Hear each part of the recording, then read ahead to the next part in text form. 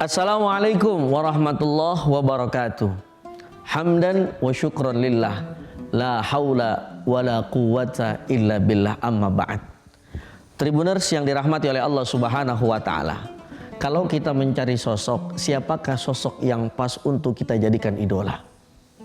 Untuk para kaum remaja, untuk siapapun kita yang saat ini masih diberikan kesempatan hidup, maka siapa sosok yang paling pas yang kita jadikan contoh? Tentu saja jawabannya seperti yang Allah katakan di dalam surah Al-Ahzab ayat 21. Laqad kana lakum fi rasulillahi uswatun hasanah. Tentu saja kalau kita mencari sosok, mencari contoh di dalam kehidupan, maka contohlah baginda Nabi Muhammad sallallahu alaihi wasallam.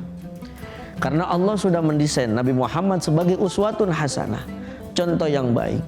Dari apa kita bisa mencontoh Rasulullah sallallahu alaihi wasallam? Dari segi aspek kehidupan.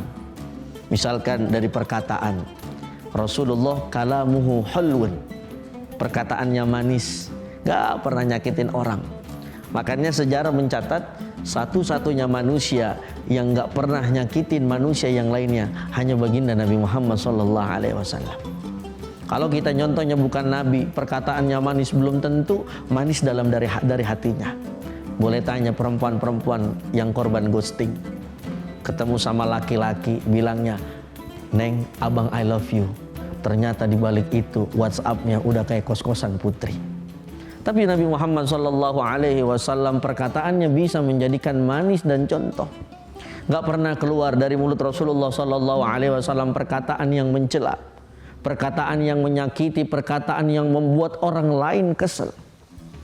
Makanya di bulan suci Ramadan ini termasuk kita dijadikan daripada bulan pendidikan untuk mendidik mulut-mulut kita jangan sampai keluar kalimat-kalimat tercela. Ketika kita melihat satu orang tidak cocok dengan kita, maka kita tahan omongan kita tahan mulut kita, jangan sampai keluar omongan yang memang menyakiti orang yang kita tidak sukai.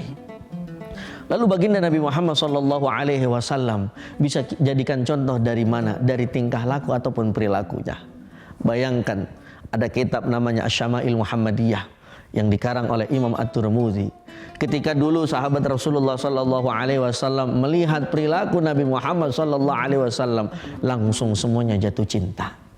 Kenapa orang-orang zaman dulu yang hidup bersama Rasul jatuh cinta? Karena begitu mulia akhlak dari Nabi Muhammad sallallahu alaihi wasallam. Meskipun orang kafir Quraisy ingin menjatuhkan, meskipun orang kafir Quraisy ingin membunuh sekalipun Rasulullah sallallahu alaihi wasallam, apakah Rasul membalas kejelekan dengan kejelekan? Tidak, Rasul membalas kejelekan dengan kebaikan. Tribuners yang dirahmati oleh Allah Subhanahu wa taala. Maka ini adalah fenomena yang harus terus kita bangun. Bahwasannya kalau kita sekarang hidup di Indonesia, sosok siapa yang bisa kita jadikan contoh? Bukan artis, bukan orang-orang yang mohon maaf manusia biasa.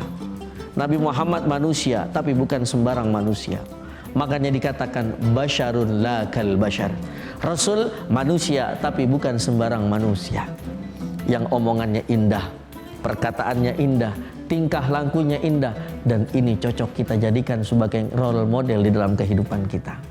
Yakinlah ketika Rasul yang kita jadikan teladan, maka bangsa kita Indonesia tidak akan ada yang namanya kemerosotan akhlak.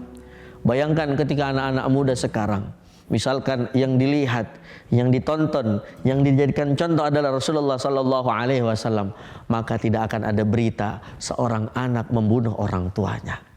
Ketika Rasulullah sallallahu alaihi wasallam dijadikan contoh, maka saya yakin, kita semua yakin, tidak akan ada berita seorang anak durhaka kepada orang tuanya. Ketika Rasul yang kita jadikan contoh omongan serta pekerjaan ataupun tingkah lakunya, kita yakin tidak akan pernah ada berita seorang anak menuntut orang tuanya di pengadilan agama ataupun di pengadilan negeri. Tribuners yang dirahmati oleh Allah Subhanahu wa taala. Maka dari itu di bulan penuh dengan berkah ini kita jadikan Rasulullah sallallahu alaihi wasallam sebagai contoh. Apalagi Rasulullah sallallahu alaihi wasallam sebagai orang yang nanti memberikan syafaat kepada kita. Syekh Imam Ahmad Al-Busiri di dalam kitabnya Al-Burda Al-Madih mengatakan, huwal habibul ladzi turja syafa'atuhu. Dialah kekasih, yaitu Nabi Muhammad sallallahu alaihi wasallam yang kita harapkan pertolongan nanti di yaumil qiyamah. Mudah-mudahan dengan kita mencontoh akhlak mulia dari Rasulullah sallallahu alaihi wasallam, kita, keluarga kita, lingkungan kita terbentuk sehingga karakter seperti Nabi Muhammad sallallahu alaihi wasallam.